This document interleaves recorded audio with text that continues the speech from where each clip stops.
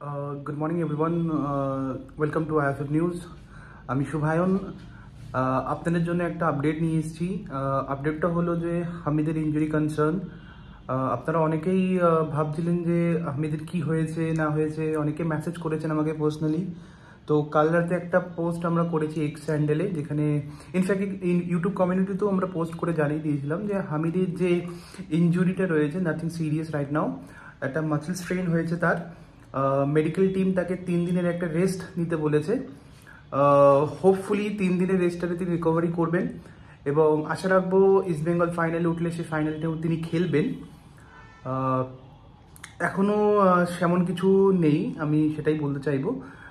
Medical team তাকে 3 দিনের একটা রেস্ট দিয়েছে এবং 3 দিনের সেই রেস্টটা নিয়ে তিনি যতটা তাড়াতাড়ি সম্ভব তিনি রিকভারি করবেন।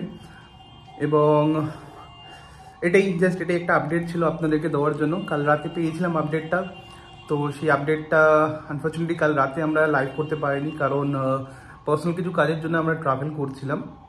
তো সেই কারণেই সকালবেলা উঠেই আপনাদেরকে এই আপডেটটা দিয়ে দিলাম। হামিদ আহাদাদের যে ইনজুরিটা রয়েছে nothing serious right now. East Bengal medical team তাকে 3 দিনের একটা রেস্ট নিতে বলেছে।